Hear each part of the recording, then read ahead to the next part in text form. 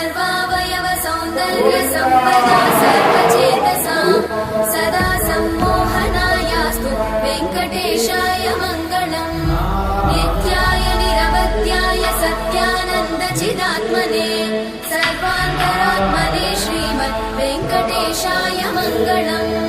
स्वतः सर्वविदे सर्वशक्तये सर्वशेषिणे सुलभाय सुशीलाय वेङ्कटेशाय